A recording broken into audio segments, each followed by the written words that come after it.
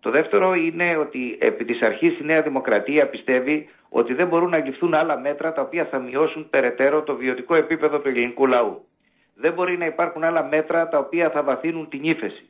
Για παράδειγμα, είναι βέβαιο ότι... Ναι, αλλά εδώ κύριε Υπουργέ, κύριε Λικουρέτζο, η συζήτηση που γίνεται αφορά τον κατώτατο μισθό πάλι, αφορά το 13ο και 14ο μισθό, αφορά την επικουρική σύνταξη. Μιλάμε δηλαδή για πρωτοφανή επίθεση, νέα επίθεση στα εισοδήματα των μικρών και των μεσαίων. Έχετε δίκιο όπως το περιγράφετε και σας έλεγα ότι μέτρα τα οποία θα βαθύνουν την ύφεση είναι ακριβώς αυτά τα οποία ήδη αναφέρατε.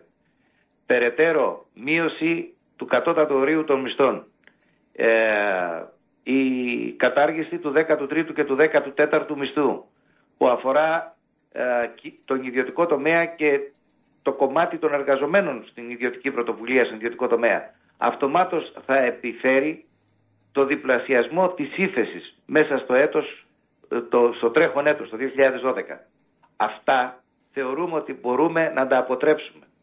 Και επιτέλους μπορούμε να συζητήσουμε για το δημοσιονομικό ισοδύναμο και με άλλα μέτρα και άλλη πολιτική την οποία επιμένει η Νέα Δημοκρατία, προτείνει η Νέα Δημοκρατία και ήδη και στην Ευρώπη και στα θεσμικά όργανα της Ευρωπαϊκής Ένωσης αλλά και ευρύτερα, εννοώ όχι μόνο στην Ευρωπαϊκή Ένωση αλλά όταν λέω στην Ευρώπη εννοώ και διανοητές, οικονομολόγους, συζητούν την ανάγκη της αναπτυξιακής πολιτικής.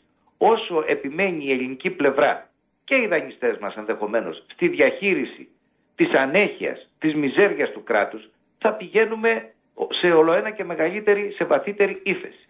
Γι' αυτό είπα προηγουμένως ότι εμείς με τις θέσεις μας προσερχόμαστε στη συζήτηση η οποία θα γίνει υπό τον κύριο Παπαδήμο και νομίζω ότι είναι καιρός να αντιληφθούν οι τεχνοκράτες οι οποίοι εκπροσωπούν τους δανειστές μας ότι η οικονομία της αγοράς στην Ελλάδα και η κοινωνία έχει συγκεκριμένες αντοχές.